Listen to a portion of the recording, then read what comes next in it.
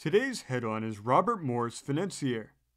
The subheadline says, his services to the United States during the Revolution. They are recalled by the unique memorial to him at Batavia, New York, dedicated by Secretary Carlisle yesterday. This article originally came from Batavia, New York on October 13th. It says, the memory of Robert Morris, the man whose money and credit were the financial backbone and sinew of the American Revolution, is honored here today by the dedication of the Old Holland Company's land office as a monument to his services. John G. Carlisle, whose name is the 31st on the list of secretaries of the United States Treasury, delivered the address at this memorial to the man whose name is first. When Robert Morris was first elected to Congress in 1775, he was about 40 years of age and the most solid of the solid businessmen of his time. He owned more ships, sold more goods, and possessed a more unlimited credit than any man in the colonies. He was a large man physically, with a massive head, ruddy countenance, and the sanguine, open-hearted temperament that we read in the face of Colonel Ingersoll or Mr. Beecher. He was rather a 19th than an 18th century character, free from the pompous manner of the times. His brown hair, which he never powdered, was worn in an unconventional way, and he had the enthusiasm and faith in himself which we like to think is a product of only our own generation. 10 years previously, he had testified his patriotism by a determined fight against the Stamp Act and by signing the weighty name of Morris, Willing & Company to the agreement by which the merchants of America pledged themselves to import no more goods from England.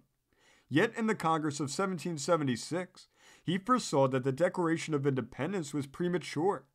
From his repeated service on finance committees, he realized the difficulty Congress would have in commanding sufficient revenue to prosecute a war, and he opposed the Declaration.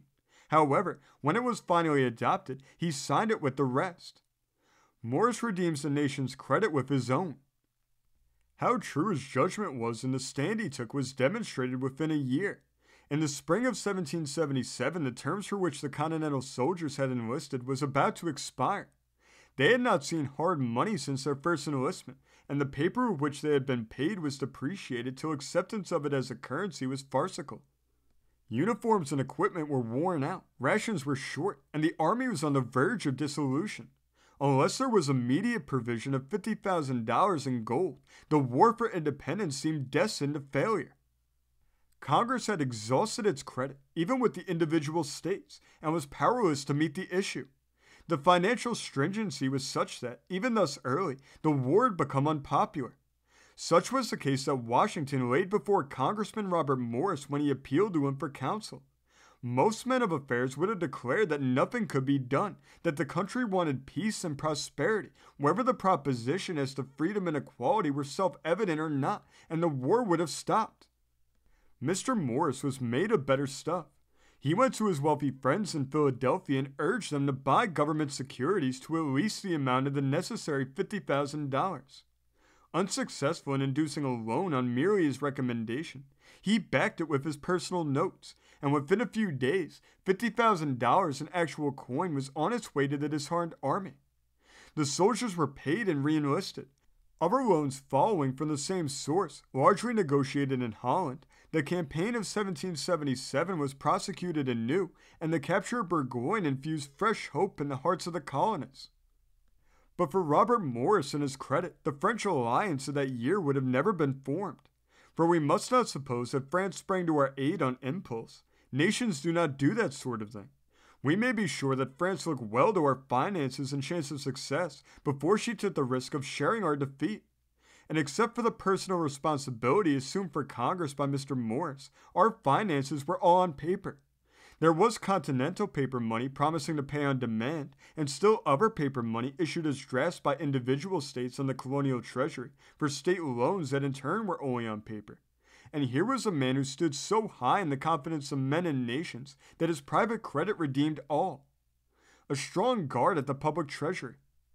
Having ensured a continuance of the war, Mr. Morris was content to put the country's finances once more into the hands of Congress. And until that body had reached the limit of his plans and had again to think for itself, things went very well. But by 1781, Congress was again at its wits' end, and the Treasury was over $2,500,000 in debt. Mr. Morse, no longer a congressman, was once more called into council, and on February 2nd, 1781, was made superintendent of finance. He was invested with well-nigh absolute control of the treasury and its then phantom resources. Of the wonderful manipulations by which he made those resources count for something, of his marvelous fight to so recognize the system of tax collection, the taxes were actually collected, of his establishment in the Bank of North America for the focusing of the financial interests of the states, of his own notes issued the first year to the amount of $1,400,000 to pay for army supplies, and of the 101 devices by which he kept that desperate war on its feet. Of those achievements, the details are dry, but the results inspiring. Mr. Morse's hand showed itself not only in the vigorous policy of his department, but in the rigid economy of its administration. Hundreds of superfluous office holders, parasites who were sucking their little cells full of the nation's lifeblood, were summarily dismissed. We find that upon one occasion the quartermaster general of the army came to him with a requisition to buy 100 tons of hay for a certain brigade, and that Mr. Morse, after inquiries as to the size of the brigade, promptly cut down the amount of hay to 12 tons, and that proved to be more than a sufficient supply. During these years, Mr. Morse's private assistance to the army was never relaxed. His ships were constantly running the blockade with supplies from Europe purchased in his name. He would send a cargo of his own commodities to France. The ship would return to America laden with military goods and running to the first available harbor distribute the goods directly to the army. The extent of Mr. Morse's losses by this unbusinesslike but convenient procedure will never be known. Advises concentration on Yorktown and furnishes supplies. Few important military movements were undertaken without consulting the superintendent of finance. Outside of his province of deciding whether or not a proposed plan was worth the cost of its execution, his advice as to military details was frequently acted upon. He may be said to have captured Cornwallis. For some time, Washington's pet scheme had been to concentrate the Allied armies and capture New York City by assault. The French commanders likewise approved of this idea, for they felt the necessity of a brilliant victory. Their government must be kept aware that the war was an aggressive one. Having matured their plans, Washington and the French generals applied to Mr. Morse for funds. He at once disapproved of their scheme. He pointed out that though they might win a sensational victory, they could not hold their advantage. They had no available ships for protecting New York Harbor, and the British war vessels could speedily shell the Allied forces out of the city. He refused to apportion money for a victory at once so costly and so short-lived. Rather, he said, move upon Cornwallis, hemmed in as he was on the Yorktown Peninsula. There was a chance of a great and decisive achievement. Washington objected to this proposal on the ground that he had no means of transporting his supplies and ammunition, nor rations enough for so long an absence from a base of supply. To this Mr. Morse replied that if the Allied armies would immediately start for Yorktown via Philadelphia, he would meet them at the latter place with all things necessary for the movement against Cornwallis. This plan was reluctantly agreed upon. Washington, in a subtle way, soon had the troops near Philadelphia, and there they found a royal fulfillment of Morse's promise. The roads leading to the city were lined for miles with army wagons filled with all manner of supplies and furnished with teams and drivers. Thus came about the capture of Lord Cornwallis. The war was brought triumphantly to a close, but Mr. Morse, though he had not abused his splendid credit, had stretched it to its utmost for the benefit of his country. Seeing little prospect of the government's inclination or ability to redeem his personal notes, given in the hour of peril, and unwilling to assume fresh liabilities which he might find himself unable to meet, he resigned his office in January 1783. At the urgent solicitation of Alexander Hamilton and other men of the hour, he consented to serve until May 1st. It was November of the next year before he finally withdrew. But such a man is not easily dispensed with. Excepting 3 years from 1784 till 1787, Mr. Morse's public services continued for the next 12 years.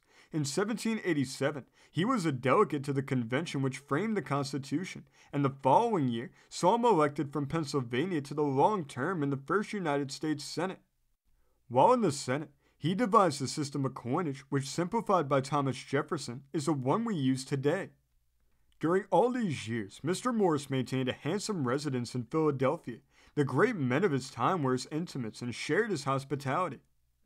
The monstrous care and anxiety which were his do not seem to have made him other than his natural buoyant self.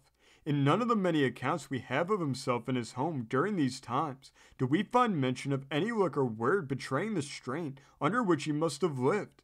In one of his letters, he thanks God for his temperament, which can put aside all care at bedtime and let him sleep. Morris's financial fall. Now imagine the downfall of this man. Imagine his credit, his standing in the estimation of men, growing weaker and weaker, and the fine old gentleman fighting game to the end. The calm historian may figure that he caused his own ruin by wild transactions after he left office, that his connection with the revolution had nothing to do with it.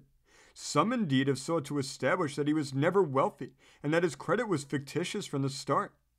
Though he had caused his own ruin, though he had stolen money, one could forgive a man all whose personal credit once, nay twice, saved his country. Maybe this credit was fictitious, but maybe fiction comes pretty close to fact when for 18 years men in banks and nations loaned money on it without question. The fact remains that he associated himself with the government a rich man and emerged in a debtor's prison. Mr. Morris began to notice the decline of his credit in 1793 or 94, while in the midst of colossal land speculations for the purpose of meeting his never-ending obligations. In 1796, his new house on Chestnut Street, Philadelphia, was sold under the hammer before its completion.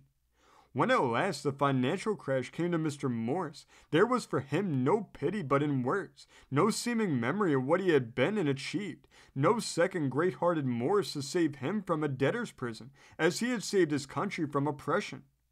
Washington came to see him, and Hamilton wrote him dunning letters, but he was not released, not till the law allowed. In a debtor's prison. So poor was Mr. Morris that for the first few months of his confinement, he could not afford a bedroom in the prison, but had, as he expressed it, to sleep in other people's beds. In another letter he writes, "I have no money to buy bread for my family."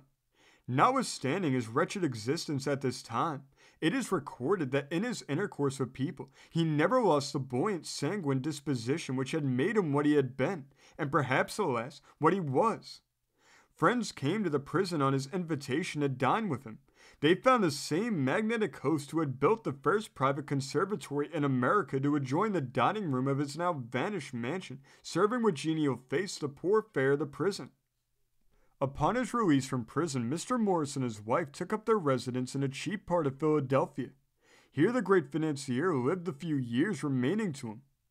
It would be curious to know if the old man ever strolled into that part of the city where were buildings that he used to own and banks that he used to be president of and men who once banked with him.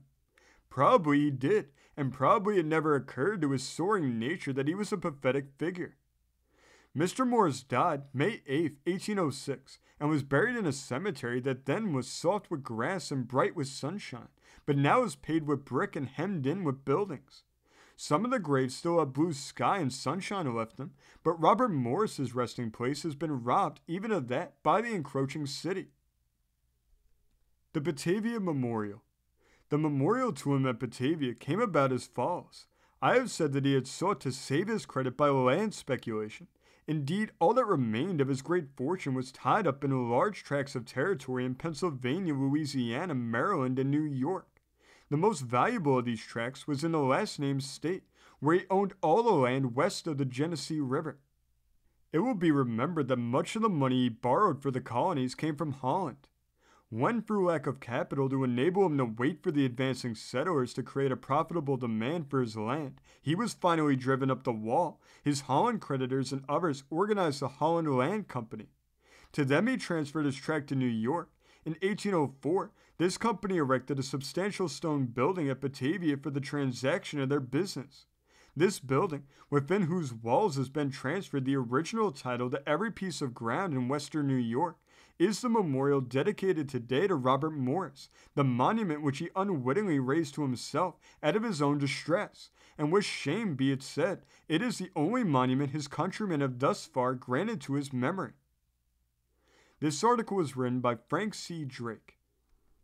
This story comes from the great state of New York, being reported in the New York Sun of October 14, 1894. Thank you for joining us today.